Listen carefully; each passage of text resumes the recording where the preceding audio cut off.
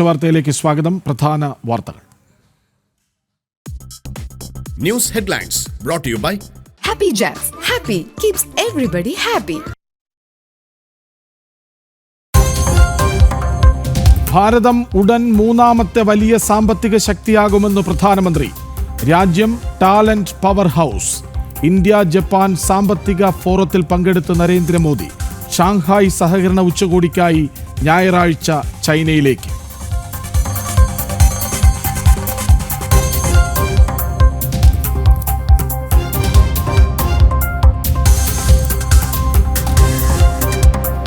ഭാരതത്തിന്റെ ബഹിരാകാശ യാത്രകൾ ഇനി പാഠപുസ്തകങ്ങളിൽ. നേട്ടങ്ങൾ വിശദീകരിക്കുന്ന പുതിയ മൊഡ്യൂൾ പുറത്തിറക്കി NCERT. ശുഭാംശു ശുക്ലയെക്കുറിച്ചും പരാമർശം.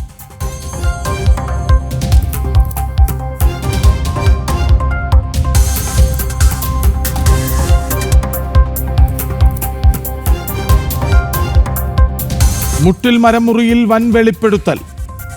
കേസ് അട്ടിമറിക്കാൻ കുറ്റപത്രം ദുർബലമാക്കി.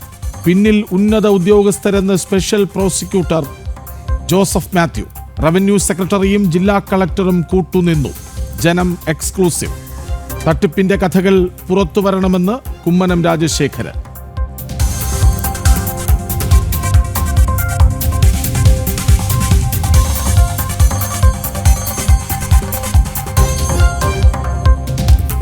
പഹൽഗാമിൽ ഭീകരർക്ക് പ്രാദേശിക സഹായം. ഭീകരാക്രമണത്തിൽ നിർണായക വിവരങ്ങൾ പുറത്തുവിട്ട് NIA. ഭീകരർ തമ്പടിച്ചത് ബൈസരൻ താഴ്വരയിൽ. പിന്നിൽ ഓപ്പറേഷൻ മഹാദേവിൽ കൊല്ലപ്പെട്ട ഭീകരരെന്നും NIA.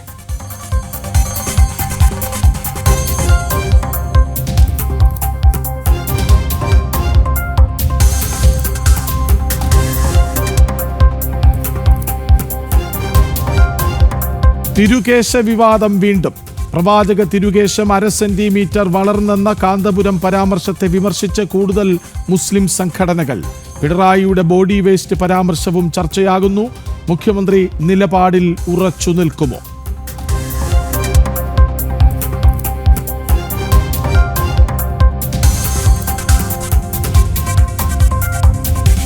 RSSും BJPയും രണ്ടു തട്ടിലല്ല. മികച്ച ഏകോപനമെന്ന് സർസംഘചാലക്.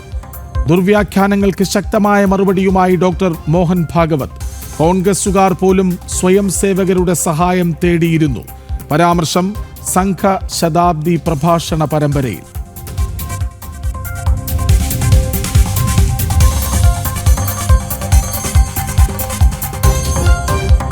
വീണ്ടും കോടികൾ പൊടിക്കാൻ സർക്കാർ. ക്ലിഫ് ഹൗസ് നവീകരണത്തിന് പ്രത്യേക യോഗം വിളിച്ച ആഭ്യന്തര സെക്രട്ടറി. നവീകരണവും സുരക്ഷയും ചർച്ചയ്ക്ക്. തെളിവുകളുമായി ജനം ബിഗ് ബ്രേക്കിംഗ്.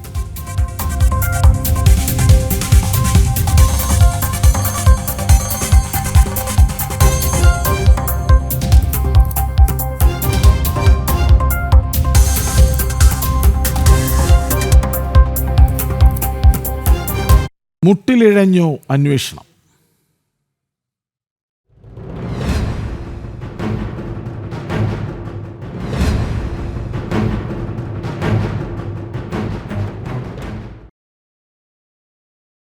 വിവാദമായ മുട്ടിൽ മരമുറി കേസിൽ കുറ്റപത്രം ദുർബലമാക്കി കേസ് അന്വേഷണത്തെ അട്ടിമറിച്ചുവെന്ന് വെളിപ്പെടുത്തൽ. കേസിൽ സ്പെഷ്യൽ പബ്ലിക് പ്രോസിക്യൂട്ടറായിരുന്ന ജോസഫ് മാത്യുവാണ് ജനൻ ടിവിക്ക് അനുവദിച്ച എക്സ്ക്ലൂസീവ് അഭിമുഖത്തിൽ ഈ വെളിപ്പെടുത്തൽ നടത്തിയത്. അന്നത്തെ റവന്യൂ സെക്രട്ടറിയും നിലവിൽ ചീഫ് സെക്രട്ടറിയുമായ ഡോക്ടർ ജയ്തിലക് തെറ്റായ ഉത്തരവിറക്കി മരം മുറിക്കാൻ കൂട്ടുനിന്നുവെന്നും ജോസഫ് മാത്യു ആരോപിച്ചു. ഉത്തരവിൽ പിഴവുണ്ടെന്ന് മനസ്സിലായിട്ടും വയനാട് ജില്ലാ കളക്ടർ ഡോക്ടർ അദീല അബ്ദുള്ള അത് മറച്ചുവെച്ച് മരം മുറിക്ക് കൂട്ടുനിന്നു. ഉദ്യോഗസ്ഥരുടെ നടപടി കോടതി അലക്ഷ്യമാണെന്നും ജോസഫ് മാത്യു തുറന്നടിച്ചു. ഹൈക്കോടതിയിൽ ഈ പെറ്റീഷൻ വന്നത് സ്റ്റേ ചെയ്യുന്ന നടപടികൾ ഉൾപ്പെടെ നടക്കുകയും അതിലൊരു ക്ലാരിഫിക്കേഷൻ ഹൈക്കോടതി വരുത്തുകയും ചെയ്ത ആ കേസിൽ തന്നെ ഹൈക്കോടതിയിൽ DGP ഒരു സ്റ്റേറ്റ്മെൻറ്റ് നൽകിയിരുന്നു എന്ന് പറയുന്നുണ്ട്. DGP അത് ഉത്തരവ് പിന്നീട് വരുമ്പോഴാണ് ഈ ഉത്തരവ് ഹൈക്കോടതി ഉത്തരവ് ഇറക്കിയതിന് ശേഷം ഈ ഹൈക്കോടതി ഇറങ്ങിയ ഉത്തരവ് പ്രകാരം ഈ പരിപത്രം അസാധുവായി. അപ്പോൾ പിന്നെ ഒന്നും ചെയ്യാൻ കഴിയത്തില്ല. അപ്പോൾ അതിനെ മറികടക്കാൻ വേണ്ടിയാണ് ഡോക്ടർ ജയതിലക് എന്ന റവന്യൂ പ്രിൻസിപ്പൽ സെക്രട്ടറി 24/10/20 തീയതിക്ക് വീണ്ടും ഒരു സർക്കാർ ഉത്തരവ് ഇറക്കുന്നത്. ആ സർക്കാർ ഉത്തരവാണ് വലിയ വിവാദമായി പിന്നീട് ചെയ്യപ്പെട്ടത്. ആ സർക്കാർ ഉത്തരവിൽ പറയുന്ന ഈ പരിപത്രപ്രകാരം ഒരു ക്ലാരിഫിക്കേഷൻ കൊടുത്ത് എല്ലാ ആ പരിപത്രം സർക്കാർ ഉത്തരവ് വായിച്ചു കഴിഞ്ഞാൽ സാധാരണക്കാരായ ആർക്കും വീട്ടിമരങ്ങൾ ഉൾപ്പെടെയുള്ള മരങ്ങൾ മുറിക്കാം, ചന്ദനം ഒഴികെയുള്ള എല്ലാ മരങ്ങളും, റിസർവ് മരങ്ങൾ പോലും മുറിക്കാമെന്ന് ആരും വായിച്ച് മനസ്സിലാക്കി പോകും. ആ രീതിയിലാണ് ആ ഉത്തരവ് ഇറക്കിയത്. ആ ഉത്തരവ് ഇറക്കുമ്പോൾ അതിൽ വളരെ ശ്രദ്ധിക്കേണ്ട ഒരു കാര്യമുണ്ടായിരുന്നു. Promotion of tree growth act 6-ാം വകുപ്പ് പ്രകാരം ഈ മരങ്ങൾ, നട്ടുവളർത്തിയ മരങ്ങൾ മുറിക്കാനുള്ള അവകാശം കർഷകനിലാണെന്ന് അതിൽ പറയുന്നുണ്ട്. പക്ഷേ ആ ഉത്തരവിൽ തന്നെ 6-ാം വകുപ്പിൽ തന്നെ ഒരു പ്രൊവൈസോ ക്ലോസ്, ഒരു പ്രത്യേക ഒരു ക്ലോസ് ഉണ്ട് അതിൽ. അത് റിസർവ് ചെയ്യപ്പെട്ട മരങ്ങൾ മുറിക്കരുത് എന്നും ആ പ്രൊവൈസോയിൽ പറയുന്നുണ്ട്. പക്ഷേ ആ 24/10/2020 promotion of tree growth act എടുത്തു പറഞ്ഞുകൊണ്ട് ഇറക്കിയ ഈ ഉത്തരവിൽ ഈ പ്രൊവൈസോ ക്ലോസ് ആ ഭാഗം കാണുന്നില്ല. അത് എടുത്തു മാറ്റി വെച്ചിട്ടാണ് റവന്യൂ സെക്രട്ടറി ഇങ്ങനെ ഒരു ഉത്തരവ് ഇറക്കിയത്. അപ്പോൾ വായിച്ചു കഴിഞ്ഞാൽ മരം മുറിക്കാം, കുറ്റകരമല്ല എന്നൊരു രീതി. അതെന്തിനങ്ങനെ ചെയ്തു എന്നുള്ളതൊരു വലിയ ചോദ്യമാണ്. മാത്രമല്ല ആ ഉത്തരവിൻ്റെ അടിഭാഗത്ത് പ്രത്യേകം പറഞ്ഞിരിക്കും, താഴ്ഭാഗത്ത് പറഞ്ഞു, ഇപ്രകാരമുള്ള മരങ്ങൾ മുറിക്കുന്നത് വനം വകുപ്പോ പോലീസോ മറ്റു ഉദ്യോഗസ്ഥരോ ആരും തടസ്സപ്പെടുത്താൻ പാടില്ല. അങ്ങനെ ആരെങ്കിലും തടസ്സപ്പെടുത്തിയാൽ അവർക്കെതിരെ നിയമ നടപടികൾ സ്വീകരിക്കുന്നതാണ് എന്നും എഴുതി ചേർത്തു. എന്തിനാണ് ഇങ്ങനെയൊക്കെ ഒരു ഉത്തരവിറങ്ങുന്നത്? അങ്ങനെയൊക്കെ എഴുതി ചേർത്തതിൻ്റെ പിന്നിലുള്ള നിയമപരമായ നിലനിൽപ്പ് എന്താണ്? അപ്പോൾ ആ ഉത്തരവ് വായിച്ചു കഴിയുമ്പോൾ ഇത് റവന്യൂ സെക്രട്ടറിയുടെ ഒരു അറിവും അദ്ദേഹത്തിൻ്റെ ഒരു ഇൻവോൾവ്മെൻറ്റ് വരും. അന്നിരുന്ന റവന്യൂ സെക്രട്ടറി, ഇപ്പോഴത്തെ ചീഫ് സെക്രട്ടറി, അദ്ദേഹത്തിൻ്റെ അറിവോടുകൂടിയാണ് ഈ ഉത്തരവ് തെറ്റാണെന്ന ബോധ്യത്തോടു കൂടിയാണ് അദ്ദേഹം തന്നെ ഇത് ഉത്തരവ് ഇറക്കിയിരിക്കുന്നത്. ഇനി അദീല അബ്ദുള്ളയുടെ ഒരു ഇടപെടൽ എങ്ങനെയായിരുന്നു? അന്ന് വയനാട് ജില്ലാ കലക്ടറായിരുന്ന ഡോക്ടർ അദീല അബ്ദുള്ള ഈ ഉത്തരവുമായി റോജി അഗസ്റ്റിനും സഹോദരനും കൂടി വയനാട് ജില്ലാ കലക്ടർ അദീല അബ്ദുള്ളയുടെ ചേംബറിൽ വന്ന് ഈ ഉത്തരവ് വായിച്ച് ഇത് പ്രകാരം മരങ്ങൾ മുറിക്കാമോ എന്ന് ആരാഞ്ഞു എന്ന് ഡോക്ടർ അദീല അബ്ദുള്ള പോലീസ് കേസിലെ അന്വേഷണത്തിൽ മൊഴി കൊടുത്തിട്ടുണ്ട്. അപ്പോൾ ഈ ഉത്തരവ് നിയമപരമല്ല എന്നുള്ളത് അവർക്കും അറിയാമെന്നാണ് ഞാനും മനസ്സിലാക്കുന്നത്. കാരണം 21/8/2020 ഹൈക്കോടതി ഉത്തരവ് അവർ കണ്ടിരുന്നു. അത് അവർ തന്നെ ഇറക്കിയ പ്രൊസീഡിങ് നോക്കിയാൽ വായിച്ചാൽ കാണാം. WPC 13/678/2020 നമ്പർ ഹൈക്കോടതിയിലെ പൊതുതാൽപര്യ ഹർജി തീർപ്പ് കൽപ്പിച്ച വേളയിൽ പറഞ്ഞിരുന്ന കാര്യങ്ങളെല്ലാം അദീല അബ്ദുള്ള എന്ന കലക്ടറുടെ അറിവിൽപ്പെട്ടിട്ടുണ്ടായിരുന്നു. അപ്പോൾ അവർക്കത് വായിച്ചു കഴിഞ്ഞാൽ മനസ്സിലാക്കത്തില്ലേ, ഇത് കോടതി പരിപത്രത്തെ അസാധുവാക്കി, അപ്പോൾ നിയമപരമല്ല, അപ്പോൾ അതിൻ്റെ മുകളിൽ പിന്നീട് ഇറങ്ങിയ ഉത്തരവും തെറ്റാണ് എന്ന് അവർ വ്യക്തമായിട്ട് പറയേണ്ടിയിരുന്നു. പക്ഷേ അവർ റവന്യൂ സെക്രട്ടറിക്ക് ഒരു കത്ത് എഴുതി എന്ന് പറയുന്നുണ്ട്. ആ കത്ത് ഞാൻ കണ്ടിരുന്നു. ആ കത്തിൽ പറയുന്നത് എന്താണെന്ന് വെച്ചാൽ ഈ നിയമപരമായ കാര്യങ്ങളൊന്നും അല്ല പറഞ്ഞിരിക്കുന്നത്, മറ്റു പല വിഷയങ്ങളുമാണ്. പക്ഷേ ഇത് അവർ മനസ്സിലാക്കിയപ്പോൾ ഇത് എഴുതി റവന്യൂ സെക്രട്ടറിക്ക് എഴുതാമായിരുന്നു. ഇനി ഇല്ല, രണ്ടാമത് 24/10/20 ഉത്തരവിറങ്ങുമ്പോഴും റവന്യൂ സെക്രട്ടറിക്ക് ഈ ഹൈക്കോടതിയുടെ ഉത്തരവ് കൃത്യമായിട്ട് ബോധ്യമുള്ളതാണ്.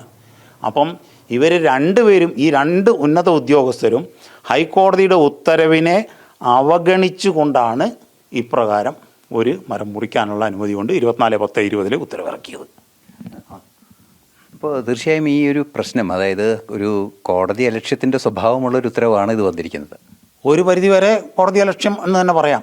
കാരണം കോടതി നിലനിൽക്കുന്ന ഉത്തരവ് കണ്ടില്ല എന്ന് നടിച്ചിട്ടില്ലേ അവരത് എഴുതിയ ഈ ഉത്തരവ് 24/10/20 ഉത്തരവ് ഇറങ്ങുന്നതിന് മുമ്പ് പരിശോധിച്ചാൽ നോക്കാണല്ലോ ഈ ഉത്തരവുണ്ടല്ലോ എന്ന് പറഞ്ഞ് അവർക്കത് അവിടുന്ന് പിന്മാറേണ്ടതായിരുന്നു. തീർച്ചയായിട്ടും തെറ്റായ ഉത്തരവ്, ഇത് തെറ്റായ ഉത്തരവാണ് ഇറക്കുന്നത് എന്നുള്ള പൂർണ്ണ ബോധ്യം റവന്യൂ സെക്രട്ടറി ആയിരുന്ന ഡോക്ടർ ജയതിലകനുണ്ടായിരുന്നു. അത് വയനാട് ജില്ലാ കളക്ടർക്കും അറിവുണ്ടായിരുന്നു. കാരണം ലാൻഡ് റവന്യൂ കമ്മീഷണർ ഒരു അറിയിപ്പ് കൊടുത്തിരുന്നു ആദ്യമേ. ഇത് ഈ ഹൈക്കോടതിയിൽ ഈ വിഷയം ഉള്ളപ്പോൾ ഇങ്ങനെ അതുകൊണ്ട് പരിപത്രത്തിൻ്റെ ഓപ്പറേഷനെ തൽക്കാലം നടപടി എടുക്കണ്ട അതിൻ്റെ മുകളിൽ എന്ന് കൊത്തു കൊടുത്തിരുന്നു. ഇതൊക്കെ ഉണ്ട്. ഇതെല്ലാം കണ്ടിട്ട് തന്നെയാണ് വീണ്ടും ഈ പരിപത്രം ഈ ഉത്തരവ് ഇറങ്ങുന്നത് 24/10. വിവരങ്ങളുമായി ഐസൻ ജോസ് ഒപ്പം ചേരുന്നു. ഐസൻ, പറയുന്നത് സ്പെഷ്യൽ പബ്ലിക് പ്രോസിക്യൂട്ടറാണ്, മറുവശത്ത് നിലവിലെ ചീഫ് സെക്രട്ടറി, മുൻ റവന്യൂ സെക്രട്ടറി, ഒപ്പം വയനാട് മുൻ കളക്ടറും. എത്രമാത്രം ഗൗരവമുള്ളതാണ് ഈ വെളിപ്പെടുത്തൽ? കൃഷ്ണരാജ്, ഇതിൻ്റെ ഗൗരവം എന്ന് പറയുന്നത് ഈ ഉത്തരവിൻ്റെ നിയമസാധുതയില്ലായ്മ അന്ന് തന്നെ തിരിച്ചറിയപ്പെട്ടിരുന്നു. അത് വീണ്ടും പുതുക്കി ഇറക്കുക, അത്തരത്തിലുള്ള നടപടികളെല്ലാം തന്നെ ജയതിലകൻ്റെ ഭാഗത്തു നിന്നുണ്ടായിരുന്നു. അത് കോടതി അലക്ഷ്യമാണ് എന്ന് സ്ഥാപിക്കുന്ന, അല്ലെങ്കിൽ പല സുപ്രീം കോടതി ഉത്തരവുകളും ഹൈക്കോടതി ഉത്തരവുകളും നിലനിൽക്കുന്നുണ്ട്. അതായത് ബന്ധപ്പെട്ട നിയമവും നിയമത്തിനനുസരിച്ചുള്ള ഉത്തരവുകളുടെയും അടിസ്ഥാനത്തിലല്ലാതെ നടപടികൾ സ്വീകരിക്കാൻ പാടില്ല, അനുസരിച്ച് ഉത്തരവുകൾ പുറപ്പെടുവിക്കാൻ പാടുള്ളൂ എന്ന് സുപ്രീം കോടതിയുടെയും ഹൈക്കോടതിയുടെയും നിരവധി വിധിന്യായങ്ങളുണ്ട്. ഈ വിധിന്യായങ്ങളുടെ അടിസ്ഥാനത്തിൽ പരിശോധിക്കുമ്പോൾ തന്നെ ഇത്തരത്തിലൊരു ഉത്തരവ് വസ്തുതാപരമല്ല, നിലനിൽക്കില്ല. അത് പല നിയമങ്ങളെയും ട്രീ ഗ്രോത്ത് ആക്ട് ആയാലും അതുപോലെ തന്നെ ഈ സംരക്ഷിത മരങ്ങൾ സംരക്ഷിക്കുന്നത് സംബന്ധിച്ച് രാജീയ വൃക്ഷ സംരക്ഷണത്തിൻ്റെ ബന്ധപ്പെട്ട നിയമങ്ങളായാലും ആ നിയമങ്ങൾക്കെല്ലാം തന്നെ ചില കൃത്യമായ ലംഘനം, ആ നിയമങ്ങളെല്ലാം തന്നെ ലംഘിച്ചുകൊണ്ടാണ് ഈ മരം മുറിക്കുക എന്നതാണ് ഈ ഉത്തരവ് പുറപ്പെടുവിച്ചാൽ ഉണ്ടാകുന്ന ഒരു പ്രതിഫലം, അല്ലെങ്കിൽ അതിൻ്റെ ഒരു പ്രത്യാഘാതം എന്നതാണ്. അത്തരത്തിൽ ആ ഉത്തരവ് പുറപ്പെടുവിക്കുന്നത് തീർച്ചയായും നിയമവിരുദ്ധമായ ഒരു ഉത്തരവ് പുറപ്പെടുവിക്കുന്നു. ആ ഉത്തരവ് പുറപ്പെടുവിച്ച് കുറച്ചു കാലം ആ ഉത്തരവിനെ നിലനിർത്തുന്നു. അതിനുശേഷം വളരെ പെട്ടെന്ന് ആ ഉത്തരവ് പിൻവലിക്കുകയും അത് ചില തിരുത്തലുകൾ വരുത്തുകയൊക്കെ ചെയ്യുകയും ചെയ്യുന്നു. അതും ചില നിയമപ്രശ്നങ്ങൾ ഉണ്ടാക്കുന്നു. അത്തരത്തിലുള്ള ഒരു സങ്കീർണമായൊരവസ്ഥ സൃഷ്ടിച്ച് ഏതാണ്ട് 100 ദിവസത്തോളം, അതായത് കുറച്ച് ദിവസം ഈ മരം മുറി നടത്തുന്നതിന് വേണ്ടി ഒരു ഇടവേള സൃഷ്ടിക്കുക, അതായത് 2 ഉത്തരവുകളുടെ ഒരു കൺഫ്യൂഷൻ നിലനിർത്തിക്കൊണ്ട്, അല്ലെങ്കിൽ ഒരു ആശയക്കുഴപ്പം നിലനിർത്തി മരങ്ങൾ മുറിക്കുന്നതിനുള്ള ഒരു സാഹചര്യം നിലനിർത്തുക എന്നൊരു നീക്കമാണ് നടത്തിയത്. ആ നീക്കം തന്നെയാണ് ഇപ്പോൾ നടന്നത് എന്നാണ് മനസ്സിലാക്കാൻ സാധിക്കുന്നത്. സ്വാഭാവികമായും ഹൈക്കോടതിയുടെ ഭാഗത്തു നിന്നുള്ള ഉത്തരവുകളുടെ ലംഘനവും കോടതി ലക്ഷ്യത്തിൻ്റെ സ്വഭാവവും ഉണ്ട് എന്നതും അദ്ദേഹം വ്യക്തമാക്കുന്നുണ്ട്. മറ്റൊരു സുപ്രധാന വിഷയം എടുത്തു പറയുന്നത് കുറ്റപത്രം ദുർബലപ്പെടുത്തി എന്നൊരു സാഹചര്യമാണ്. കുറ്റപത്രം ദുർബലപ്പെടുത്തിയത് അതീവ ഗൗരവമുള്ളൊരു വിഷയമായി തന്നെയാണ് കണക്കാക്കപ്പെടുന്നത്. കൃഷ്ണരാജ്. ശരി, മുട്ടിൽ മരമുറി കേസിൽ കുറ്റപത്രം ദുർബലമാക്കി കേസന്വേഷണത്തെ അട്ടിമറിച്ചുവെന്ന് വെളിപ്പെടുത്തൽ വരുന്നു. ഈ വാർത്ത പുറത്തുവിടുന്നത് ജനം TV ആണ്. കേസിൽ സ്പെഷ്യൽ പബ്ലിക് പ്രോസിക്യൂട്ടറായിരുന്ന ജോസഫ് മാത്യു ആണ് ജനം TVക്ക് അനുവദിച്ച പ്രത്യേക അഭിമുഖത്തിൽ എക്സ്ക്ലൂസീവായ ഈ വെളിപ്പെടുത്തലുകൾ നടത്തിയത്. മുൻ റവന്യൂ സെക്രട്ടറി, ഇപ്പോഴത്തെ ചീഫ് സെക്രട്ടറിയുമായ ജയതിലക് തെറ്റായ ഉത്തരവിറക്കി മരം മുറിക്കാൻ കൂട്ടുനിന്നു എന്നാണ് വെളിപ്പെടുത്തൽ. അതുപോലെ വയനാട് ജില്ലാ കളക്ടറായിരുന്ന ഡോക്ടർ അദീല അബ്ദുള്ള അത് മറച്ചുവെച്ച് മരം മുറിക്ക് കൂട്ടുനിന്നു എന്ന വെളിപ്പെടുത്തലും വരുന്നുണ്ട്. ഏറെ ഗുരുതരമായ വെളിപ്പെടുത്തലിൻ്റെ വിശദമായ ചർച്ച വരും മണിക്കൂറുകളിൽ ഉണ്ടാകും. മുട്ടിൽ മരമുറി കേസിൽ പബ്ലിക് പ്രോസിക്യൂട്ടറുടെ വെളിപ്പെടുത്തൽ ഗൗരവതരമെന്ന് BJP നേതാവ് കുമ്മനം രാജശേഖരൻ. കേസിന്റെ തുടക്കം മുതൽ അട്ടിമറിക്കാൻ നീക്കം നടക്കുന്നുണ്ട്. പല രേഖകളും കൃത്രിമമായി കെട്ടിച്ചമച്ചതാണെന്നും തട്ടിപ്പിന്റെ കഥകൾ പുറത്തുവരണമെന്നും കുമ്മനം പറഞ്ഞു. മഞ്ഞുമലയുടെ ഒരു അറ്റം മാത്രമാണ് പുറത്തു വന്നതെന്നും കുമ്മനം രാജശേഖരൻ പ്രതികരിച്ചു. ജനം TVയുടെ വാർത്തയോട് പ്രതികരിക്കുകയായിരുന്നു അദ്ദേഹം. വയനാട് മുട്ടിൽ മരമുറി കേസ് വളരെയേറെ വിവാദമുണ്ടായതാണ്. അതിൻ്റെ തുടക്കം മുതൽ തന്നെ ഒട്ടേറെ കള്ളക്കളികളും ചരടുവലികളും നടന്നിട്ടുണ്ട് എന്നുള്ളത് വളരെ വ്യക്തമാണ്. ഞാൻ തന്നെ വിജിലൻസ് കോടതിയിൽ ഒരു പരാതിയുമായി സമീപിച്ചതാണ്. ആ സംഭവ സ്ഥലത്ത് നേരിൽ പോയി കാണുകയും അത് എൻ്റെ വിവിധങ്ങളായിട്ടുള്ള വശങ്ങൾ പഠിക്കുകയും ഒക്കെ ചെയ്തതിൽ നിന്നും അന്ന് മുതൽ തന്നെ ഈ ആരോപണമുണ്ട്. ഇതിൽ പല കള്ളക്കളികൾ നടക്കുന്നുണ്ട്. പല രേഖകളും കൃത്രിമമായി ചമച്ചുണ്ടാക്കി കുറ്റവാളികളെ രക്ഷപ്പെടുത്താൻ വേണ്ടിയിട്ടുള്ള ശ്രമങ്ങൾ നടക്കുന്നുണ്ട്. പക്ഷേ അന്നൊന്നും ഇത് സർക്കാർ ചെവിക്കൊണ്ടില്ല. സർക്കാർ ഈ കള്ളത്തരം കാണിക്കുന്ന കൃത്രിമ രേഖകൾ ഉണ്ടാക്കുന്ന ആളുകളോടൊപ്പമാണ് നിന്നത്. അതുകൊണ്ടാണ് ഈ കേസ് എങ്ങും എത്താതെ ഇപ്പോൾ നിൽക്കുന്നത്. പ്രശാന്ത് ശങ്കരമംഗലത്തൊപ്പം ചേരുന്നുണ്ട്. പ്രശാന്ത്, ജനം TV പുറത്തുവിട്ട വെളിപ്പെടുത്തൽ ഏറ്റെടുത്തു കഴിഞ്ഞോ BJP? എന്താണ് കുമ്മനം പറഞ്ഞത്? കൃഷ്ണരാജ്, മുട്ടിൽ മരമുറി കേസ് എന്ന് പറയുന്നത് മഞ്ഞുമലയുടെ ഒരു അറ്റം മാത്രമാണ് എന്നാണ് കുമ്മനം രാജശേഖരൻ പറഞ്ഞിരിക്കുന്നത്. അതായത് ഉള്ളുകളികളിലേക്ക് കൂടുതൽ കടക്കിയിടിയിരിക്കുന്നു. വളരെ ഗൗരവത്തോടു കൂടി തന്നെ ഈ വിഷയം കാണണം. മുട്ടിൽ മരമുറി കാണണമെന്നടക്കമുള്ള കാര്യങ്ങൾ അദ്ദേഹം പറഞ്ഞു. അദ്ദേഹം തന്നെ ഇതുമായി ബന്ധപ്പെട്ട് വിജിലൻസിൽ ഒരു കേസ് നൽകിയിരുന്നു. മാത്രമല്ല സംഭവ സ്ഥലത്ത് അന്ന് അവിടെ ചെന്ന് സന്ദർശിച്ചുകൊണ്ട് ഈ സ്ഥിതിഗതികൾ, അന്നത്തെ കാലത്തെ സ്ഥിതിഗതികൾ വിലയിരുത്തിയിരുന്നു. വളരെ ഗൗരവപൂർണ്ണമായിട്ടുള്ള സ്ഥിതിയാണ് അന്നുണ്ടായിരുന്നത്. മരങ്ങൾ മുറിച്ചു മാറ്റുന്ന ഒരു സാഹചര്യം, അതായത് കോടിക്കണക്കിന് വിലമതിക്കുന്ന മരങ്ങളാണ് യാതൊരു ദാക്ഷിണ്യവുമില്ലാതെ മുറിച്ചു മാറ്റുന്ന ഒരു സാഹചര്യം ഉണ്ടായത്. ഇതിന് കുറ്റക്കാരെന്ന് പറയുന്നത് ഉദ്യോഗസ്ഥ വൃന്ദങ്ങളടക്കം ഇതിന് സഹായം ചെയ്യുന്നൊരു സാഹചര്യം ഉണ്ടായിരുന്നു. മാത്രമല്ല കൃത്രിമമായിട്ട് രേഖകൾ ചമയ്ക്കുകയും ചെയ്തു. അങ്ങനെ കൃത്രിമമായ രേഖകൾ ചമച്ചുകൊണ്ടാണ് ഇത്തരത്തിലൊരു തട്ടിപ്പ് നടത്തിയതെന്ന അടക്കമുള്ള കാര്യങ്ങളാണ് കുമ്മനം രാജശേഖരൻ പറയുന്നത്. വളരെ ഗൗരവത്തോടു കൂടി തന്നെയാണ് ഈ വിഷയത്തെ കാണേണ്ടത്. ഇപ്പോൾ സർക്കാരിൻ്റെ ഭാഗത്ത് തന്നെ ഈ കൃത്രിമ രേഖകൾ ചമച്ചവർക്കെതിരെ അല്ലെങ്കിൽ യാതൊരു നടപടികളും സർക്കാരിൻ്റെ ഭാഗത്തും ഉണ്ടായില്ല എന്നു മാത്രമല്ല അവരെ സഹായിക്കുന്നൊരു നിലപാട്, അതായത് കൃത്രിമ രേഖകൾ ചമച്ചവരോടൊപ്പമാണ് സംസ്ഥാന സർക്കാർ നിലകൊള്ളുന്നതെന്നടക്കമുള്ള രൂക്ഷമായ വിമർശനങ്ങളും കുമ്മനം രാജശേഖരൻ ഉന്നയിക്കുന്ന ഒരു സാഹചര്യം ഉണ്ടായിരുന്നു. കൂടുതൽ നേതാക്കൾ ഇതുമായി ബന്ധപ്പെട്ട പ്രതികരണങ്ങൾ ായിട്ട് രംഗത്ത് വരുന്നൊരു സാഹചര്യമൊക്കെ നിലനിൽക്കുന്നു. ഇപ്പോൾ BJP നേതാവ് കുമ്മനം രാജശേഖരനാണ് മുട്ടിൽ മരമുറി കേസിൽ രൂക്ഷമായ രീതിയിൽ അദ്ദേഹം വിമർശിച്ചിരിക്കുന്നത്.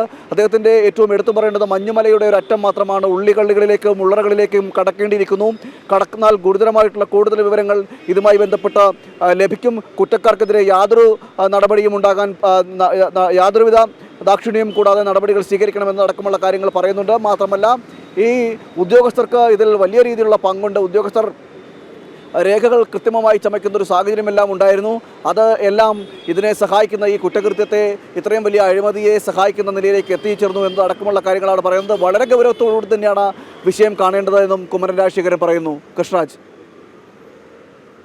ശരി, മഞ്ഞുമലയുടെ ഒരു അറ്റം മാത്രമാണ്, അട്ടിമുറി തുടക്കം മുതലേ ഉണ്ടായിരുന്നു. കുമ്മനം രാജശേഖരൻ പ്രതികരിച്ചത്.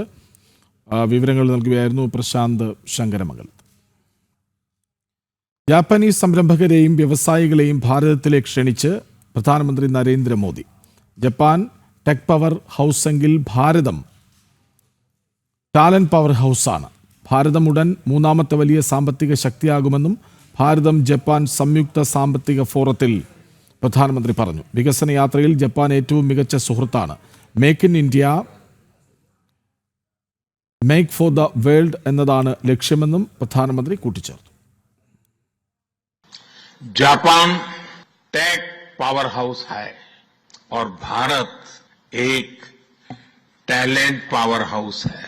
भारत ने AI, semiconductor, quantum computing, biotech और स्पेस में बोल्ड और एम्बिशियस इनिशिएटिव्स लिए हैं. जापान की टेक्नोलॉजी और भारत का टैलेंट मिलकर इस सदी के टेक रिवॉल्यूशन का नेतृत्व कर सकते हैं.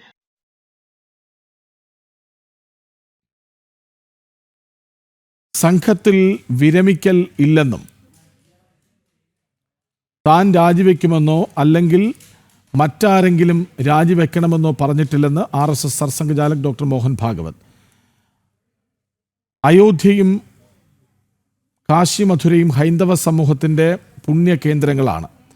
കാശി മഥുരയും പൂർണ്ണമായും വീണ്ടെടുക്കാനുള്ള പ്രവർത്തനങ്ങളിൽ സ്വയം സേവകർക്ക് പങ്കെടുക്കാമെന്നും RSS നേരിട്ട് നേതൃത്വം നൽകില്ലെന്നും മോഹൻ ഭാഗവത് വ്യക്തമാക്കി. RSSന്റെ ശതാബ്ദിയോടനുബന്ധിച്ച് ഡൽഹിയിൽ നടത്തിയ പ്രഭാഷണ പരമ്പരകൾക്കൊടുവിൽ ചോദ്യത്തിന് മറുപടി നൽകവെയാണ് RSS സർസംഘചാലക് ഡോക്ടർ മോഹൻ ഭഗവത് വിവിധ വിഷയങ്ങളിൽ നിലപാട് വ്യക്തമാക്കിയത്. RSSന്റെ പ്രവർത്തനങ്ങളിൽ വിരമിക്കലില്ല. സംഘം ആവശ്യപ്പെടുന്നത് എന്താണോ അത് ഏറ്റെടുത്ത് പ്രവർത്തിക്കുകയാണ് സർസംഘചാലക് ഉൾപ്പെടെ എല്ലാവരും ചെയ്യുന്നത്. താൻ രാജിവെക്കുമെന്നോ അല്ലെങ്കിൽ മറ്റാരെങ്കിലും രാജിവെക്കണമെന്നോ പറഞ്ഞിട്ടില്ലെന്നും അദ്ദേഹം വ്യക്തമാക്കി. പൊതുരംഗത്തെ വിരമിക്കൽ പ്രായത്തെക്കുറിച്ചുള്ള ചോദ്യത്തിനായിരുന്നു അദ്ദേഹത്തിന്റെ മറുപടി. I never said that I will retire or someone should retire. In Sangha, we Swayam Sevaks. We are given a job, whether we want it or not.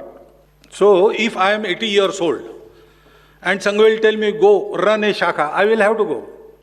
I cannot say I have completed 75 years, I want to enjoy the retirement benefits. No, there is no benefit in Sangha. And even if I am 35, Sangha may say, you sit in the office. We do whatever Sangha tells us. We don't say, I will do this, I want this, I want that. No, that is not allowed. So, this is not for retirement of anybody or myself.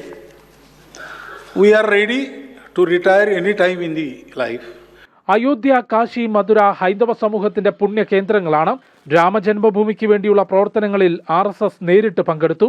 കാശിയും മധുരയും പൂർണ്ണമായും വീണ്ടെടുക്കാൻ ഹിന്ദു സമൂഹം ആഗ്രഹിക്കുന്നുണ്ടെന്നും അതിനുവേണ്ടി സ്വയം സേവകർക്ക് പ്രവർത്തിക്കാമെന്നും സംഘം നേരിട്ട് നേതൃത്വം നൽകില്ലെന്നും മോഹൻ ഭഗവത് വ്യക്തമാക്കി. രാഷ്ട്രീയ ചിന്താഗതികൾക്കപ്പുറമാണ് RSSന്റെ പ്രവർത്തനമെന്ന് നാഗ്പൂരിൽ മുൻപ് NSU സമ്മേളനത്തിൽ പ്രശ്നങ്ങളുണ്ടായപ്പോൾ സ്വയം സേവകർ സഹായിച്ചത് ചൂണ്ടിക്കാട്ടി അദ്ദേഹം പറഞ്ഞു.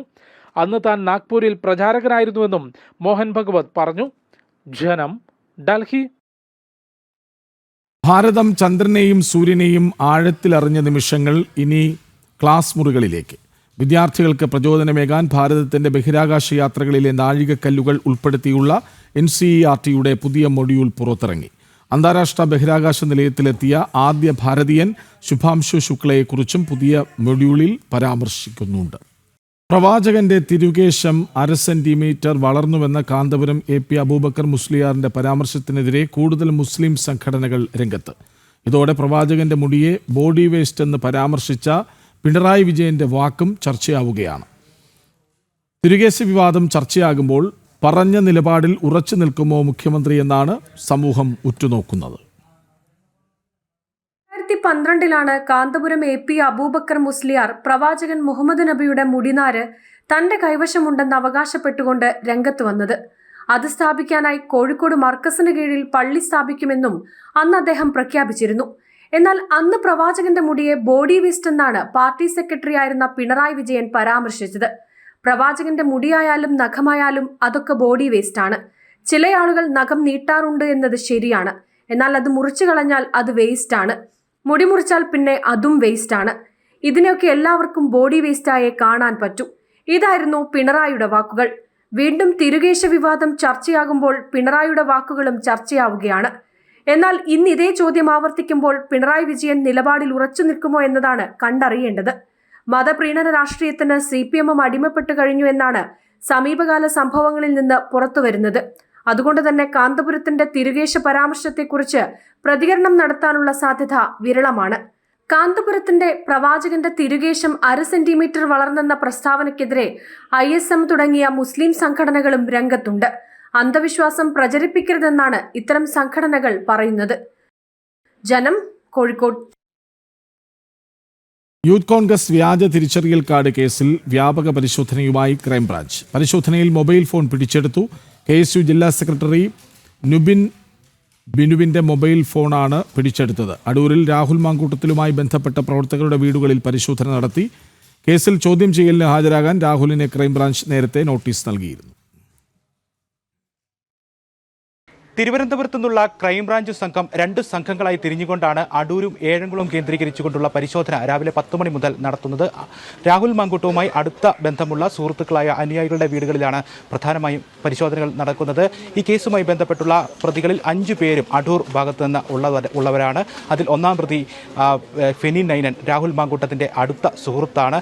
ഈ സംഘടനാ തെരഞ്ഞെടുപ്പുമായി ബന്ധപ്പെട്ട മുൻപ് നടന്ന ചില പ്രവർത്തനങ്ങൾ, അതിൻ്റെ രജിസ്റ്ററുകൾ, രേഖകൾ, ഇക്കാര്യങ്ങളൊക്കെയാണ് അന്ന് നേതൃനിരയിലുണ്ടായിരുന്നത്. ഇതിൻ്റെ പ്രവർത്തനവുമായി ബന്ധപ്പെട്ട പ്രവർത്തിച്ചിരുന്ന ആളുകളുടെ നേതൃനിരയിൽ ഇല്ലാത്ത എന്നാൽ ഈ സംഘടനാ ഭാരവാഹി തെരഞ്ഞെടുപ്പുമായി ബന്ധപ്പെട്ട് അടുത്ത് പ്രവർത്തിച്ച ചില പ്രവർത്തകരുടെ വീടുകളിലാണ് ഇപ്പോൾ പരിശോധനകൾ വ്യാപകമായി നടത്തിക്കൊണ്ടിരിക്കുന്നത്. ഇപ്പോൾ 5 പ്രവർത്തകരുടെ വീടുകളിൽ ഇതിനോടകം തന്നെ ക്രൈംബ്രാഞ്ച് സംഘം അന്വേഷണം നടത്തിയിട്ടുണ്ട്. ചില ഫോൺ രേഖകളടക്കം പോലീസ് പിടിച്ചെടുത്തു.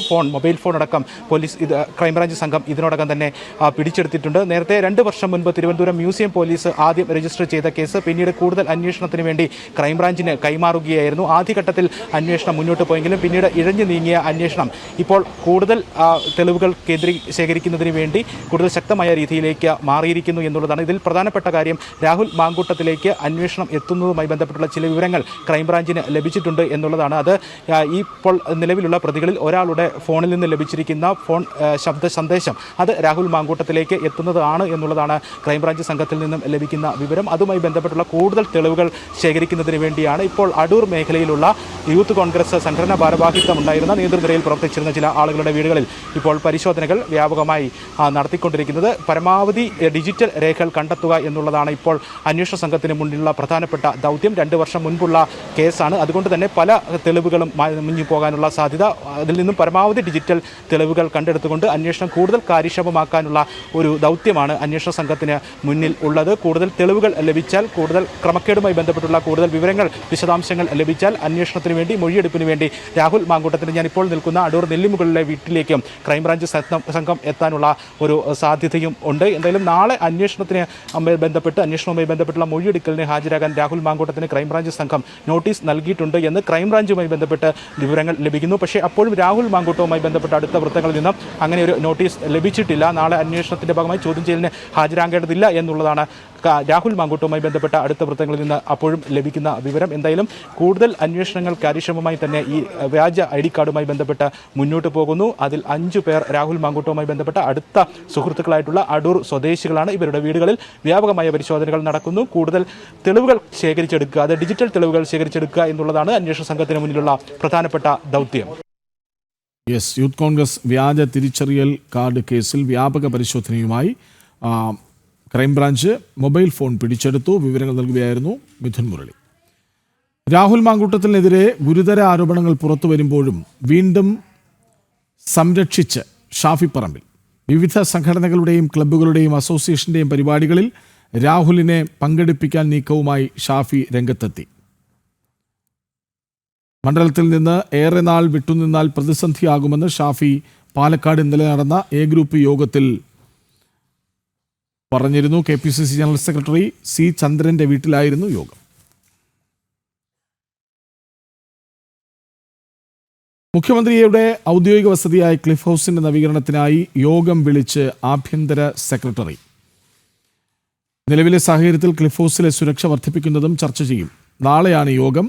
തെളിവുകൾ ജനം TVക്ക് ലഭിച്ചു. മുഖ്യമന്ത്രിയുടെ ഔദ്യോഗിക വസതിയായ ക്ലിഫ് ഹൗസിൽ ഇനി വരുത്തേണ്ട മാറ്റങ്ങളെക്കുറിച്ച് ചർച്ച ചെയ്യുന്നതിനാണ് ആഭ്യന്തര സെക്രട്ടറി യോഗം വിളിച്ചിരിക്കുന്നത്. നിലവിൽ ക്ലിഫ് ഹൗസ് നവീകരണത്തിനായി കോടികൾ ഇതിനകം ചെലവഴിച്ചിട്ടുണ്ട്. 1,82 ലക്ഷം രൂപ കഴിഞ്ഞ 3 വർഷം കൊണ്ട് ചെലവഴിച്ചെന്നാണ് കണക്കുകൾ വ്യക്തമാക്കുന്നത്. കാലിത്തൊഴുത്ത് നിർമ്മാണത്തിന് വരെ 23 ലക്ഷം രൂപ ചെലവിട്ടു. മുഖ്യമന്ത്രിക്കായി ഇവിടെ സുരക്ഷാ സംവിധാനങ്ങൾ ഒരുക്കുന്നതിനാണ് കൂടുതൽ തുക ചെലവഴിച്ചിരിക്കുന്നത്. സെക്യൂരിറ്റി ഗാർഡ് റൂം നിർമ്മിക്കാൻ 98 ലക്ഷം ചെലവായി. നിലവിലെ സാഹചര്യത്തിൽ വീണ്ടും സുരക്ഷ വർദ്ധിപ്പിക്കണോ എന്ന കാര്യം നാളത്തെ യോഗത്തിൽ ചർച്ച ചെയ്യും. ക്ലിഫ് ഹൗസിന് സമീപത്തേക്ക് വീണ്ടും സമരങ്ങൾ വ്യാപകമാകുന്നതാണ് സുരക്ഷ വീണ്ടും വർദ്ധിപ്പിക്കണമെന്ന ആലോചനയ്ക്ക് പിന്നിൽ. കഴിഞ്ഞ ദിവസം യൂത്ത് കോൺഗ്രസ് ക്ലിഫ് ഹൗസിലേക്ക് നടത്തിയ മാർച്ച് സംഘർഷത്തിൽ കലാശിച്ചിരുന്നു. ഇതിനു മുൻപ് യുവമോർച്ച പ്രവർത്തകർ ക്ലിഫ് ഹൗസ് പരിസരത്തേക്ക് കടന്നതും പോലീസിന് നാണക്കേടായി. വരും മാസങ്ങളിലും പ്രതിഷേധങ്ങൾ ശക്തമാകാൻ സാധ്യതയുണ്ടെന്ന് സംസ്ഥാന ഇന്റലിജൻസും റിപ്പോർട്ട് നൽകിയിരുന്നു. ഇതിനൊപ്പമാണ് ക്ലിഫ് ഹൗസിൽ കൂടുതലായി ചെയ്യേണ്ട നവീകരണ പ്രവർത്തനങ്ങളും ചർച്ച ചെയ്യുന്നത്. R രാജീവ്, ജനം, തിരുവനന്തപുരം. ശബരിമല അയ്യപ്പ ഭക്ത സംഗമത്തിലൂടെ സർക്കാർ ലക്ഷ്യമിടുന്നത് തദ്ദേശ നിയമസഭാ തെരഞ്ഞെടുപ്പുകൾ. ഹൈന്ദവ സമൂഹത്തിനിടയിൽ ഭിന്നിപ്പുണ്ടാക്കാനുള്ള നീക്കമെന്നും വിലയിരുത്തലുണ്ട്. ശബരിമല യുവതീ പ്രവേശനത്തെ അനുകൂലിച്ചവരെ മാത്രം ഒപ്പം നിർത്തിയാണ് സർക്കാരിന്റെ നീക്കം. തെരഞ്ഞെടുപ്പിൽ വലിയ തിരിച്ചടിയേറ്റ് വാങ്ങിയ CPM കാൽക്കയിലെ മണ്ണൊലിച്ചു പോകുന്നു എന്ന യാഥാർത്ഥ്യം മനസ്സിലാക്കിയാണ് രാഷ്ട്രീയ ഉദ്ദേശത്തോടെ അയ്യപ്പ സംഗമം സംഘടിപ്പിക്കുന്നത്. ഹൈന്ദവ സമൂഹത്തിലെ വിവിധ സാമുദായിക വിഭാഗങ്ങൾ പതിയെ BJPയിലേക്ക് ഒഴുകുന്നുവെന്നാണ് പാർട്ടിയിലെ വിലയിരുത്തൽ. തദ്ദേശ നിയമസഭാ തെരഞ്ഞെടുപ്പുകളിൽ ഇതിന് തടയിടാനും ഹൈന്ദവ സമൂഹത്തിൽ ഭിന്നിപ്പുണ്ടാക്കുവാനും ലക്ഷ്യമിട്ടാണ് അയ്യപ്പ സംഗമം സംഘടിപ്പിക്കുന്നതെന്നാണ് ആരോപണം. അയ്യപ്പ സംഗമം എന്ന പേരിൽ സർക്കാർ നടത്തുന്ന പരിപാടിയിൽ ഒപ്പം നിർത്തുന്നത് ശബരിമല യുവതീ പ്രവേശനത്തെ അനുകൂലിച്ചവരെ മാത്രമാണ്. ഹൈന്ദവ സാമുദായിക സംഘടനാ നേതാക്കളെ മാറ്റി നിർത്തി സനാതനധർമ്മത്തിനും ആചാര പദ്ധതിക്കുമെതിരെ സംസാരിക്കുന്ന അവിശ്വാസികളെ മാത്രം അണിനിരത്തി പരിപാടി നടത്താനാണ് സർക്കാർ നീക്കം. ഇവർ വിതയ്ക്കുന്ന സാമുദായിക അനൈക്യത്തിന്റെ രാഷ്ട്രീയ വിളവെടുപ്പുകാരാകാമെന്നതാണ് CPMന്റെയും സംസ്ഥാന സർക്കാരിന്റെയും പ്രതീക്ഷ. ശബരിമലയിലെ നിലപാടുകൾ മറച്ചുപിടിക്കുവാനും വെളുപ്പിക്കുവാനും വർഷങ്ങളായി സർക്കാരും CPM ശ്രമിക്കുന്നുണ്ട്. പാർട്ടി വീടുകൾ തോറും കയറി മാപ്പ് പറഞ്ഞെങ്കിലും ശബരിമല യുവതീ പ്രവേശന വിവാദം ഇന്നും തെരഞ്ഞെടുപ്പുകളെ ബാധിക്കുന്നുണ്ടെന്നാണ് CPM വിലയിരുത്തുന്നത്. ഇതിൽ മാറ്റം വരുത്തണമെങ്കിൽ ഹിന്ദു സമൂഹത്തെ ജാതി വോട്ട് ബാങ്കുകളായി വേർതിരിക്കണമെന്നും CPMനറിയാം. തുടർന്നാണ് അയ്യപ്പ സംഗമം എന്ന ആശയത്തിലേക്ക് CPMും സർക്കാരും എത്തുന്നത്. സ്റ്റാലിൻ പിൻവാങ്ങിയെങ്കിലും പരമാവധി സനാതനധർമ്മ വിരുദ്ധതയെ അണിനിരത്തി പരിപാടിയുമായി മുന്നോട്ട് പോവുകയാണ് സർക്കാർ. ജനം, തിരുവനന്തപുരം. പന്തീരങ്കാവ് മാവോയിസ്റ്റ് കേസിൽ പ്രോസിക്യൂഷൻ പുതിയ സാക്ഷികളെ വിസ്തരിച്ചു. സർക്കാർ ഉദ്യോഗസ്ഥരടക്കം 3 പേരാണ് വിചാരണ പൂർത്തിയാകാറായ കേസിൽ അധിക സാക്ഷികളായി എത്തിയത്. പ്രതികൾക്കെതിരെ നിർണായക വിവരങ്ങൾ നൽകിയവരാണ് പുതിയ സാക്ഷികൾ. മാവോയിസ്റ്റ് ഏറ്റുമുട്ടലുകൾക്കിടെ ലഭിച്ച ഡിജിറ്റൽ ഡിവൈസുകളും പുതിയ തെളിവുകളാണ്.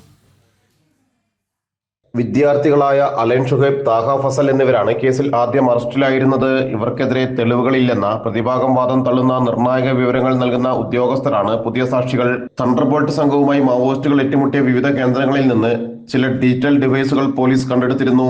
ഇവയുടെ സൈബർ ഫോറൻസിക് പരിശോധനയും പൂർത്തിയായതാണ്. പ്രതികളുടെ മാവോയിസ്റ്റ് ബന്ധം വ്യക്തമാക്കുന്നതാണ് ഡിജിറ്റൽ തെളിവുകൾ.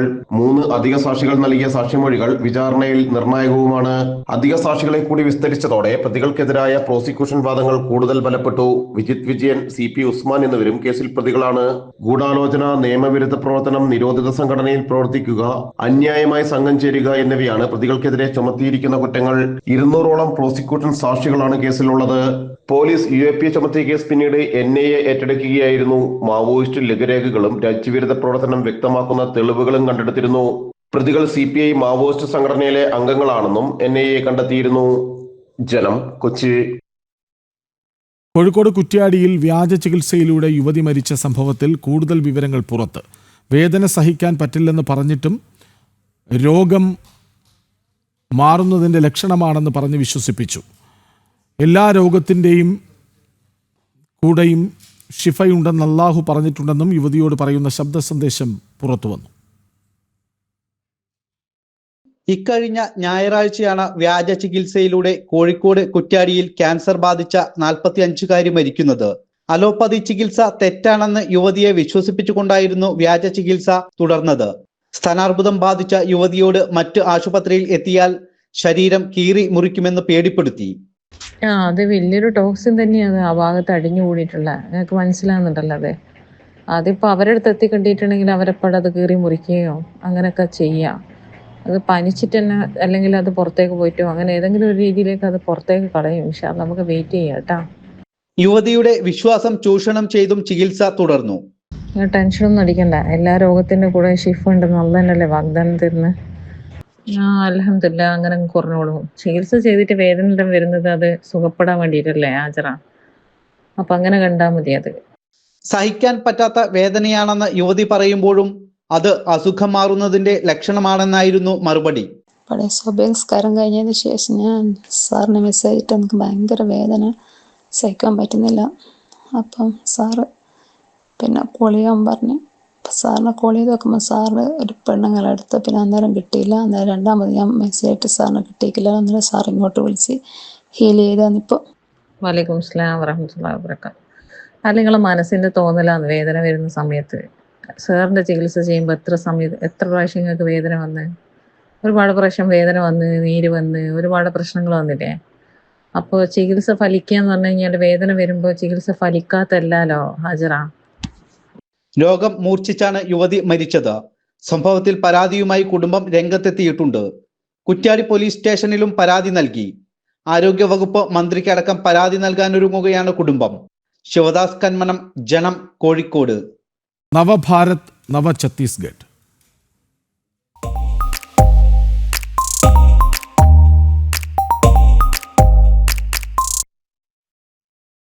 രാജ്യത്ത് ഏറ്റവും വേഗത്തിൽ വളരുന്ന വ്യാവസായിക കേന്ദ്രമായി മാറുകയാണ് ഛത്തീസ്ഗഡ്.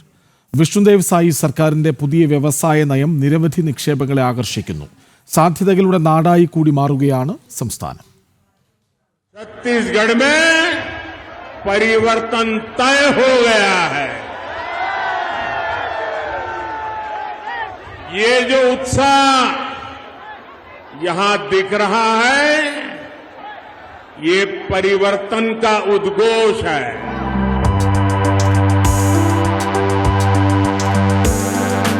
ഉത്പാദനം, സേവനം, ഈസ് ഓഫ് ഡൂയിങ് ബിസിനസ് എന്നിവയിൽ ശ്രദ്ധ കേന്ദ്രീകരിച്ചുള്ള പുതിയ നയവുമായി ഛത്തീസ്ഗഡ് വ്യാവസായിക വിപ്ലവത്തിലാണ്. പ്രധാനമന്ത്രി നരേന്ദ്രമോദിയുടെ വിഷൻ 2047 അനുസൃതമായാണ് വിഷ്ണുദേവ് സായി സർക്കാർ പുതിയ നയം രൂപപ്പെടുത്തിയത്. കഴിഞ്ഞ 6 മാസത്തിൽ 6.75 ലക്ഷം കോടിയുടെ നിക്ഷേപം ആകർഷിക്കാൻ സംസ്ഥാനത്തിനായി. ഇതിൽ 3 ലക്ഷം കോടി ഊർജ്ജ മേഖലയിൽ മാത്രമാണ്. പരമ്പരാഗത ഖനവ്യവസായം മാത്രമല്ല, IT, സെമി കണ്ടക്ടർ തുടങ്ങിയ മേഖലകളിലും നിക്ഷേപം കുമിയുന്നു. ജൂലൈ 1 സംഘടിപ്പിച്ച ഇൻഡസ്ട്രി ഡയലോഗിലൂടെ 1.25 ലക്ഷം കോടിയുടെ നിക്ഷേപമെത്തി. Make in India, vocal for local എന്നിവയുടെ പ്രതിഫലനമാണ് പുതിയ നയം. അമൃതകാൽ ഛത്തീസ്ഗഡ് വിഷൻ 2047 ആണ് വികസന മുദ്രാവാക്യം. ആധുനിക കൃഷി മുതൽ കളിപ്പാട്ട വ്യവസായം വരെ നയം ഒന്നുപോലെ പ്രോത്സാഹിപ്പിക്കുന്നു. വിനോദസഞ്ചാരം, ഹോട്ടൽ ബിസിനസ്സുകൾക്കും ഇളവുകൾ ഏറെ. ചരക്ക് ഗതാഗതവും വ്യാപാരവും എളുപ്പമാക്കാൻ പുതിയ ലോജിസ്റ്റിക് നയം കൂടി സർക്കാർ അവതരിപ്പിച്ചു. സംസ്ഥാനത്തെ ലോജിസ്റ്റിക് ഹബ്ബാക്കാനാണ് ലക്ഷ്യമിടുന്നത്. ആഭ്യന്തര വ്യവസായങ്ങൾക്കൊപ്പം വിദേശ നിക്ഷേപത്തിനും പ്രോത്സാഹനം നൽകുന്നു. പൊതു സ്വകാര്യ പങ്കാളിത്തത്തോടെ അടിസ്ഥാന സൗകര്യ വികസനവും വ്യാവസായിക പാർക്കുകളും വികസിപ്പിക്കുന്നു.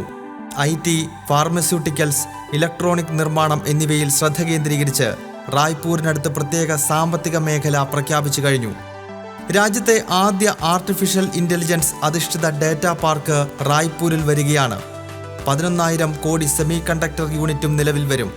നവ റായ്പൂരിൽ 200 acre medical city, pharmaceutical hub തുടങ്ങിയ മെഗാ പദ്ധതികൾ പുരോഗമിക്കുന്നു. മൂലധന നിക്ഷേപം, പലിശ സബ്സിഡികളും നികുതി ഇളവുകളും നിക്ഷേപകരെ ആകർഷിക്കുന്നു.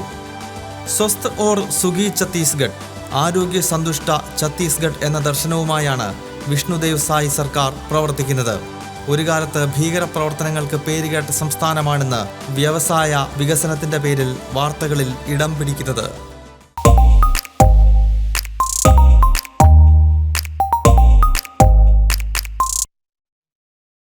ADM നവീൻ ബാബുവിന്റെ മരണത്തിൽ തുടരന്വേഷണം ആവശ്യപ്പെട്ട് കുടുംബം നൽകിയ ഹർജി സെഷൻസ് കോടതിയിലേക്ക് മാറ്റി. Kannur judicial first class magistrate കോടതിയാണ് സെഷൻസ് കോടതിയിലേക്ക് മാറ്റിയത്. കുറ്റപത്രത്തിലെ വീഴ്ചകൾ ചൂണ്ടിക്കാട്ടിയായിരുന്നു നവീൻ ബാബുവിന്റെ ഭാര്യ കോടതിയെ സമീപിച്ചത്. കേസ് തലശ്ശേരി സെഷൻസ് കോടതി പരിഗണിക്കും. വിവരങ്ങളുമായി മിഥുൻ പിള്ള ഒപ്പുചേരുന്നു. മിഥുൻ പിള്ള, പറയൂ. കൃഷ്ണരാജ്, പ്രതി CPM പ്രവർത്തകയായതിനാൽ ശരിയായ തെളിവുകൾ ശേഖരിച്ചില്ല. ഇലക്ട്രോണിക് തെളിവുകളിൽ പലതിലും ക്രമക്കേടുണ്ട്, CDR പലതും ശേഖരിച്ചില്ല തുടങ്ങി കുറ്റപത്രത്തിൽ ഏതാണ്ട് 13ഓളം വീഴ്ചകൾ അല്ലെങ്കിൽ പഴുതുകൾ ചൂണ്ടിക്കാണിച്ചുകൊണ്ടാണ് നവീൻ ബാബുവിൻ്റെ ഭാര്യ Manjusha Kannur judicial first class magistrate കോടതിയിൽ ഹർജി സമർപ്പിച്ചത്. ഈ കേസിൻ്റെ തുടരന്വേഷണം നടത്തണം, ഈ വീഴ്ച സംഭവിച്ച ഭാഗങ്ങളെക്കുറിച്ച് കൃത്യമായ വിവരം വേണമെന്ന് ആവശ്യപ്പെട്ടുകൊണ്ടാണ് നവീൻ ബാബുവിൻ്റെ ഭാര്യ കോടതിയെ സമീപിച്ചത്. ഇതിൽ കഴിഞ്ഞ ദിവസങ്ങളിലൊക്കെ തന്നെ Kannur judicial first class magistrate കോടതി വാദം കേൾക്കുകയും ചെയ്തിരുന്നു. ഈ വാദത്തിനൊടുവിലാണ് ഈ കേസ് വീണ്ടും വിധി പറയുന്നത് അടക്കമുള്ള തുടർ നടപടികൾക്കായി തലശ്ശേരി സെഷൻസ് കോടതിയിലേക്ക് മാറ്റിക്കൊണ്ട് Kannur judicial first class magistrate കോടതി ഉത്തരവിട്ടിരിക്കുന്നത്. സ്വാഭാവികമായും നിലവിലെ ഈ BNS ചട്ടങ്ങളിലെ ചില നടപടിക്രമങ്ങളുടെ ഭാഗമായിട്ടാണ് ഇത്തരത്തിൽ ഈ കേസ് തലശ്ശേരി സെഷൻസ് കോടതിയിലേക്ക് മാറ്റിയത് എന്നാണ് നമുക്ക് ലഭിക്കുന്ന വിവരം. ആദ്യഘട്ടത്തിൽ ഈ ഹർജി കോടതി തള്ളി എന്ന തരത്തിലാണ് വാർത്തകൾ വന്നിരുന്നത്. എന്നാൽ ഹർജി കോടതി തള്ളുകയായിരുന്നില്ല, അത് തലശ്ശേരി സെഷൻസ് കോടതിയിലേക്ക് മാറ്റുകയാണ്. ഇനി ആ കേസിൽ വാദങ്ങൾ തുടരുമെന്നാണ് മനസ്സിലാക്കാൻ വേണ്ടി സാധിക്കുന്നത്. കാരണം നിലവിൽ കുറ്റപത്രം സമർപ്പിച്ച കേസാണ്. ആ കേസുമായി ബന്ധപ്പെട്ട തുടർ നടപടികളൊക്കെ തന്നെ ഇനി തലശ്ശേരി സെഷൻസ് കോടതിയിലായിരിക്കും നടക്കുക. അതിനുശേഷമായിരിക്കും കേസിൻ്റെ ഭാവിയെ തന്നെ ഇനി നിശ്ചയിക്കുക. മാത്രമല്ല, പ്രതിയായ PP ദിവ്യയ്ക്ക് ഹൈക്കോടതിയെ സമീപിക്കാൻ അടക്കമുള്ള ഒരു പഴുതുകൂടിയാണ് ഇപ്പോൾ ഈ സെഷൻസ് കോടതിയിലേക്ക് ഹർജി മാറ്റിയതിലൂടെ ഉണ്ടായിരിക്കുന്നത്. ഇനിയും ഈ വാദിഭാഗം ഉന്നയിച്ച കാര്യങ്ങളെയൊക്കെ തന്നെ പ്രതിരോധിക്കാനും മറ്റും ഉടൻ തന്നെ PP ദിവ്യ ഹൈക്കോടതിയെ സമീപിക്കാനുള്ള സാധ്യത തന്നെയാണ് നിലവിൽ നിലനിൽക്കുന്നത്. കൃഷ്ണരാജ്, ശരി, വിവരങ്ങൾ നൽകുകയായിരുന്നു മിഥുൻ പിള്ള. ജന്മഭൂമി സുവർണ ജൂബിലി ആഘോഷത്തിന്റെ ഭാഗമായി കൊല്ലത്ത് BJPയുടെ നേതൃത്വത്തിൽ നമസ്തേ അഷ്ടമുടി പദയാത്ര സംഘടിപ്പിച്ചു. BJP കൊല്ലം വെസ്റ്റ് ജില്ലാ പ്രസിഡന്റ് S പ്രശാന്ത് ഉദ്ഘാടനം ചെയ്തു. ജനം TVയും ജന്മഭൂമിയും സത്യം തുറന്നു പറയാൻ ചങ്കൂറ്റമുള്ള മാധ്യമങ്ങളാണെന്നും അവ നാടിൻ്റെ ആവശ്യകതയാണെന്നും മുഖ്യപ്രഭാഷണം നടത്തിയ BJP